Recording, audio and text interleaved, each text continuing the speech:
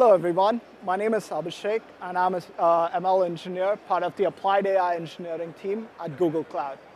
And today, we'll be talking more about Gemini and how to integrate Gemini within Databricks ecosystem itself.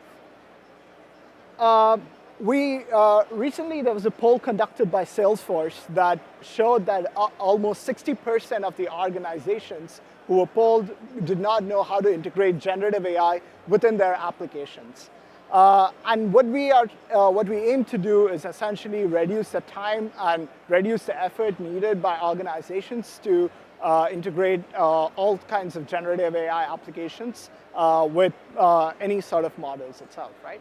But specifically, we'll be talking more about Databricks and specifically Gemini family of models from Google Cloud. As you know, we have been working with Databricks quite closely for a long time, and we have invested in building out the entire integration with Databricks and Google Cloud, starting obviously from the analytics platform and Databricks, but recently we have also started building integrations and connectors with Vertex AI, which is our managed ML platform, and specifically around Gemini. And of course, it also brings you the richness of the open cloud ecosystem with Google Cloud, access to compute, access to identity management, access to in-region machine learning processing for all sorts of large language models. So what are we hearing specifically from customers? What are their pain points?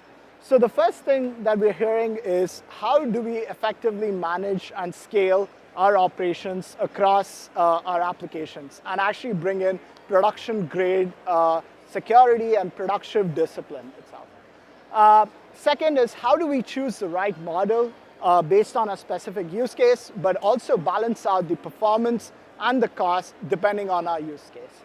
And finally, how do we ensure that our content is always grounded, factual, and is accurate, especially for user-facing applications.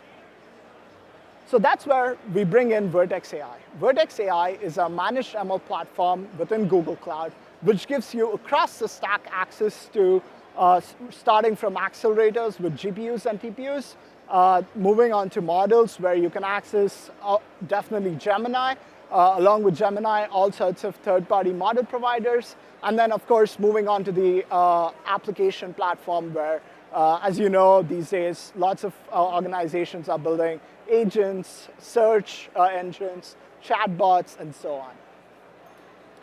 So what's specifically new? Recently, we announced the Gemini 2.5 family. Gemini 2.5 family are thinking models with advanced reasoning. They show thoughts for step-by-step transparency and show complete thoughts and are able to solve complex tasks very easily.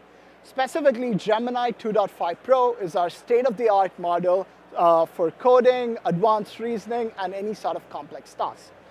We also launched Gemini 2.5 Flash, which is our workhorse model, which is used for all sorts of everyday applications. We also have two new cool features that we introduced. The first one is called Vertex AI Model Optimizer. Think of it as a smart load balancer, where if you don't want to decide based on your incoming query which model to use, we will automatically route it to the different backends. So if a query is too complex, we will get it answered by Gemini 2.5 Pro. And if it's simple enough and easy enough for a normal LLM to answer, then we'll get it answered by our workhorse, which is Gemini 2.5 Flash. And finally, we also went into preview with Live API. Most of you may have seen this as Project Astra, which allows you to do real-time communication with an LLM, with all sorts of modalities, especially with video, audio, and including computer screen sharing itself. So let's dive a bit more deeper into Gemini and specifically what's really good about it. So Gemini 2.5 Pro is our latest state-of-the-art model. It scores in the highest #1 in terms of most benchmarks, mainly around reasoning, which is humanities last exam. We have it on science on GPQA Diamond, around mathematics on the AMY benchmark, on coding on the Ada Polyglot, and agentic coding on SweBench. So across all these super complex benchmarks, Gemini 2.5 Pro scores #1, and it is #1 even on LM Arena, which gets real-time user feedback in the models. And why is it specifically important for organizations? Along with getting the best performance, Gemini 2.5 Pro also offers you the best cost. So if you look at the Pareto principle for the models, starting from left to right, the cost increases. As you can see, Gemini is on the Pareto frontier for most models, which means for the amount of performance it gives you, which is the highest on your y-axis, it also costs the cheapest amongst all flagship models. So Gemini 2.5 leads on all sorts of Pareto principle across all models. If we look at long context, which is a very unique differentiator for Gemini, we can see that across very large contexts, including like up to 1 million tokens, Gemini's performance remains relatively the same. And even at the 1 millionth context performance, Gemini still outperforms most models in the market. And as you can see, we have been investing quite a lot in order to make these efficiencies possible, starting from when we started with Gemini 1.0 Ultra to Gemini 2.5 Pro, our current state of the art. You can see that the cost has reduced, but also the performance has increased drastically in just a year. So we have been investing heavily in this, and Gemini is a super awesome model, and we would love for all of you to try it out. So this slide gives you a summary of essentially everything we talked about, but just a couple of things to call out. Specifically in Gemini 2.5 Pro, we also have a new feature called Thinking Budget, which allows you to control the amount of reasoning a model does. So if you have super complex tasks like coding across a very large code base, you can actually increase the thinking budget so that the model thinks more before it answers. We also have a new model for Gemini 2.5 Pro called Gemini 2.5 Pro Deep Think, which is our best performing model yet, and we have it in private preview for select customers. Gemini 2.5 Flash is our workhorse model. It allows you to get maximum performance at a fraction of the price and at a fraction of the latency with super performant performance across the board. And of course, we have the live API, and we're also going to be launching a private preview for computer use. So just moving on. So how do you actually get this started within Databricks itself, right? So within Mosaic ML, you can configure Gemini 2.5 Pro within Vertex AI, or even my favorite model, which is Gemini 2.5 Flash. You can provide your own GCP project, and you can set up the Mosaic ML serving endpoint, and this is how it should look like. And the way to use it would be within your notebook. You can just use the standard ML flow client, and when you specify the endpoint, you just specify the endpoint parameter we just set up earlier, and then you're able to send the API request in a standard OpenAI SDK format. So it's fairly simple to use and fairly easy to get started with.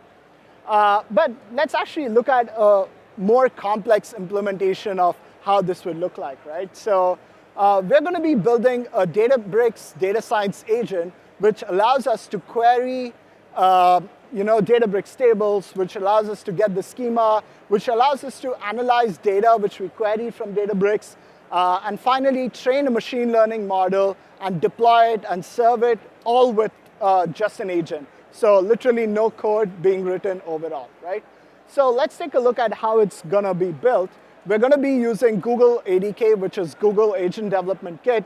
And for all the reasons listed here, which is it's very easy to set up, it's super modular, easy to test locally, we provide native multimodal support, and it's ready to deploy with a single flag, right? So we provide out-of-the-box deployment options for ADK. But let's take a look at what exactly we're building, right? So we're going to be building a multi-agent system for data science, and our data science agent would have a database agent, which essentially is our interface with Databricks. It's able to generate Databricks SQL, execute the Databricks SQL, and get the results back. We then have an analysis agent, which is a code executor, through which we are able to generate visualizations and plots. And finally, we have an ML agent, which is able to run machine learning experiments, including training model, serving it, and deploying it itself. So let's actually take a look at how it looks like. So I'm going to be using the Kaggle Titanic dataset. So for folks who may be from the data science background, you may be familiar with the Kaggle competition for the Titanic dataset. So we'll be using that in order to essentially see how it looks like.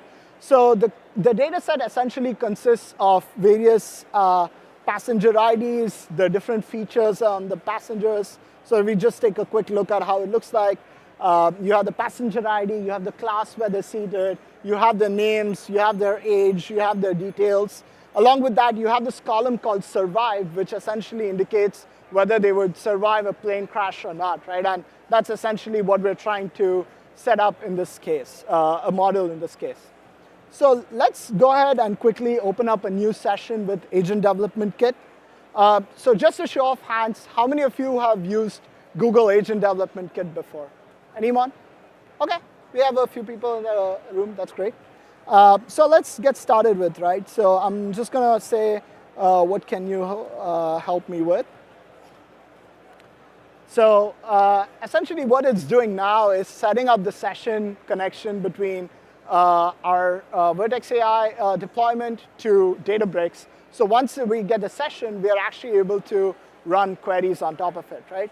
So as you can see, it tells that it's a data science agent. It's able to query, retrieve, train models, pre-process models. So let's actually take a look at it, right? So I'm going to start off with some easy questions. So I'm going to say, list all the tables in the cluster, in the catalog. This is a fairly simple question, but let's see how it performs, right? As you can see, it actually found the correct data set, which is the Titanic data set here, and found the two tables, which is my training data set and testing data set, right? So let's dig a bit more deeper into this. So I'm going to say use the train data set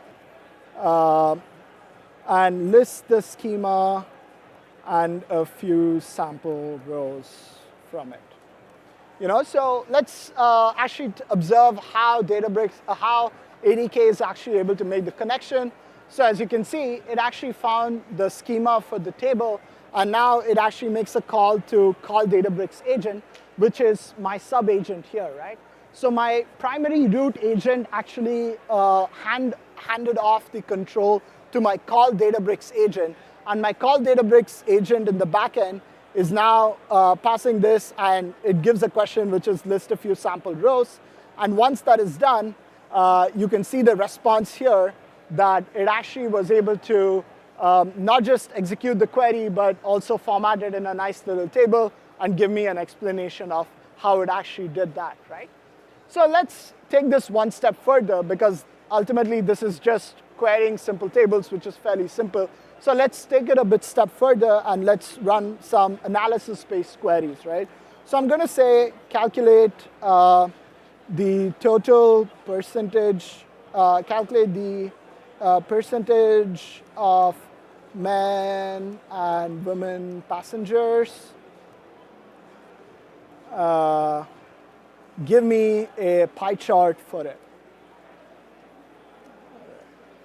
Give me a pie chart for it.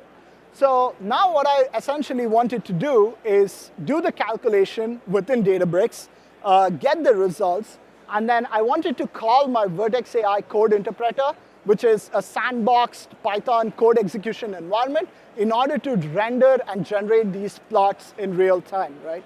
So as you can see, the first step was to calculate the total number of people, and then it actually generated the SQL query, and it gave me the answer as 314 female passengers and 577 male passengers, right? So it actually got the exact percentages, as you can see, and now it's calling the code executor, which is my analytics agent, which the handoff was done to, and hopefully in a couple of seconds, we should see a very nice pie chart being generated. So fingers crossed, the demo gods are on my side. Let's see. Yeah. All right, that's great. So as you can see, it was actually able to get the data, interpret it, write code in order to generate the plot, and then actually render the plot within my user interface as well, right? So that's cool. And then we're going to take it one step further, because now that we have the data set, we can also train models on top of this, right? So let's take it a step further and train a model on top of this. So I'm going to ask the agent to, can you train a random forest model with the trained data set, ignore all the categorical features. Yeah, so I'm just going to tell it to create a random forest model in order to predict the survival. And then essentially, let's see what happens, right? So as you can see, this is the question that went into the agent, which is train a random forest model. The target variable is survive. Use the following numerical features, which is passenger ID, class, age, fare, and all these features in order to predict whether they will survive or not, right? So yeah, let's give it a couple of seconds and see what happens. And you can see that the intermediate result is here, and that it was actually able to train the model, right? So as you can see, the features, the target variables used, the categorical features, and the MLflow experiment ID. So let's actually go and see if it ran. So I'm just going to go into my MLflow UI, and you can see the experiment ran 40 seconds ago. It trained a sklearn model from ADK, and then it has 73% accuracy, which is great for a model that just has literally no data and an agent that has absolutely no feature at all, right? 75% accuracy on average is great. So now that I have the model trained, let's actually go and deploy this, right? Because at the end of the day, having a model is not enough. We actually need to deploy it and serve it in production as well. So let me go and do this. Can you register and deploy the model as, I don't know, we'll just give it some name, ADK RF test deploy demo, So that's my model name or my endpoint name that I wanted to reply as. As you can see, the argument was done, and then the model is there. Okay. All right. Yes, please use the run ID. All right. Some hiccups, but that's fine. Hopefully, it's able to pick up my experiment and still deploy it. But in the meantime, I'm just going to show you how it looks like. So once it's actually deployed, the endpoint would look something like this. If I go to my catalog, within this here, I have my Titanic data set. Oh, actually, if I just come back here, the model was actually registered and deployed, as you can see. So we'll just give it a second for it to formulate the response. But ADK RF test deployed demo endpoint was done. So if I come here, I'm actually able to open here. And this is the model that was deployed. As you can see, there's two versions of the model. The model versions was deployed. If I'm going to open the deployment, I'm actually able to see it. So now, within MLflow, I can actually utilize this model within Databricks directly in order to do all sorts of predictions on top of my data. Yeah.